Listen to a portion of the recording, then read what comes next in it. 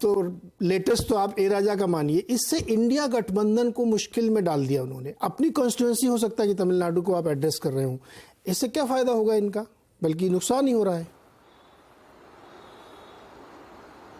लेकिन उनका चिंता कांग्रेस के प्रति नहीं है। आइए सर, ये मैं रविकांत जी से भी ले रहा हूँ। जी रविकांत जी। देखिए, मैं इंडिया गठबंधन के बारे में तो कुछ नहीं कह सकता, वो उनका अपना मसला है। लेकिन ये जो बयान आया है और उसके बाद जिस तरह की और बयानबाजी हुई है, निश्चित तौर पर वो चिंतन करने योग्य है। और ये जो देश है वो विमर्श को पसंद करता है। हाँ, इधर के 10 साल को आप कह सकते हैं कि जहां आप अगर आलोचना करते हैं तो फिर आप टुकड़े टुकड़े गैंग हो जाते हैं, देशद्रोही हो जाते हैं। ये आज की परिस्थितियां हैं।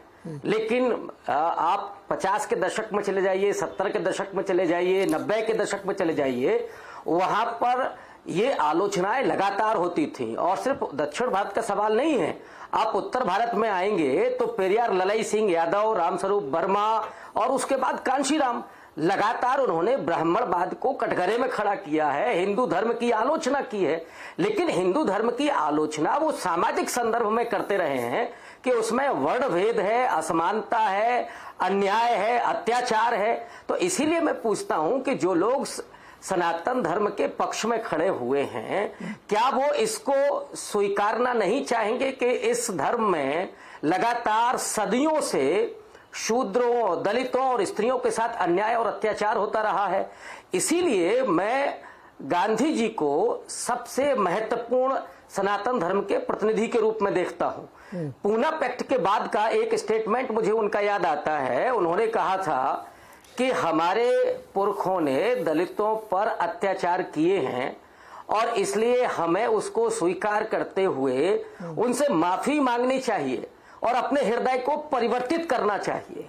लेकिन जो आज सनातन धर्म के ठेकेदार हैं, उसमें बाबाओं से लेकर के और राजनीतिक दलों के लोग भी, क्या वो इस बात को स्वीकारेंगे कि हाँ, हमारे पुरखों ने अत्याचार किया है, हमसे गलतियां हुई हैं? सनातन धर्म को अगर आपको ठीक करना है और चाहते हैं कि कोई उसकी आलोचना न करे, तो सनातन धर्म के भीतर से जो उच्च तबका है, जो अपने आप को पूरा सांस्कृतिक वर्चस्व को प्रैक्टिस करते हैं, जिनके सरनेम के आधार पर ये वर्चस्व कायम है। अब आप देखिएगा कि जो दलित है, यहां तक कि बैकवर्ड भी सरनेम से मुक्ति पाने की कोशिश कर रहा है। लेकिन क्या वजह है कि जो सवर्ण तबका है वो अपने सरनेम को बहुत जोर से बोलता है? क्यों बोलता है? क्योंकि उसको सांस्कृतिक पूंजी वहां से मिलती है। वो जन्मना ही वहां से अपने आप को श्रेष्ठ घोषित करता है, वो बताता है, उसे कुछ और कहने की जरूरत नहीं है। तो ये जो विसंगतियां हैं, इसकी आलोचना क्यों नहीं होनी चाहिए? लेकिन ये जो पॉलिटिकल इशू है, इसका इंडिया अलायंस को नुकसान होगा कि फायदा होगा, इससे हमारा सबका नहीं है। मैं एक दलित होने के नाते और सनातन धर्म को प्रैक्टिस करने के नाते भी ये बात कह रहा हूं कि जो धर्म की विसंगतियां हैं, जो सामाजिक भेदभाव है, उस पर चर्चा होनी चाहिए। और नंबर 2, हमारा संविधान भी इस बात की इजाजत देता है। वो वैज्ञानिक चेतना की भी बात करता है और असमानता मिटाने की भी बात करता है। इसलिए मुझे इसमें कुछ भी अनुचित नहीं लगता। लेकिन जो पॉलिटिकल इशू बनेगा तो जाहिर तौर पर अब बीजेपी जो कर रही है, क्या वो भूल जाती है कि जो तमाम बलात्कारी संत थे, राम रहीम से लेकर के आसाराम बापू तक, उनके साथ तो नरेंद्र मोदी की फोटो दिखाई पड़ती है, तमाम नेताओं की फोटो दिखाई पड़ती है। तो क्या उस समय उन्होंने इसके लिए कहा कि भाई नरेंद्र मोदी माफी मांगे, ये तो बलात्कारी घोषित हो चुका है? रविकांत जी, तो वो तो वहां नहीं होगा। और एक नहीं, दिनेश शर्मा जो हमारे विश्वविद्यालय के ही प्रोफेसर रहे हैं, डिप्टी सीएम रहे हैं, उन्होंने कहा कि सीता जी तो परखनली शिशु थी।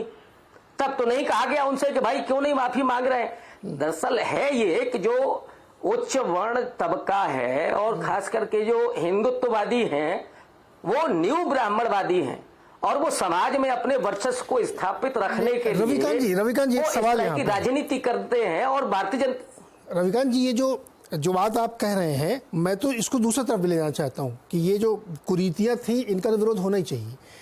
लेकिन जो अब आप डीएमके को देखें या उत्तर भारत में आ जाएं, आप फरसा भी चलाएंगे और ओबीसी की राजनीति भी करेंगे।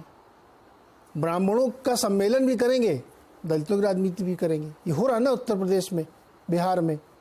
ये क्या है?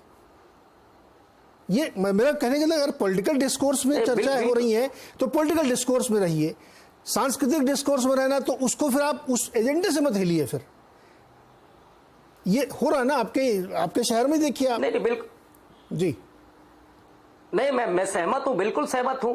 और यही वजह है कि जिन्होंने फरसा उठाया था ये सोच करके कि उनको वो तबका वोट देगा, और हालात ये हैं कि पिछले भारतीय जनता पार्टी को पिछले चुनाव में जहां 81% वोट मिला था वो शायद 90% हो गया। 9% वोट बढ़ा है उसी समुदाय का जिसका फरसा उन्होंने उठाया था प्रतीक रूप में। तो वो उनको तो समझ में नहीं आ रहा है और वो कंफ्यूज हैं।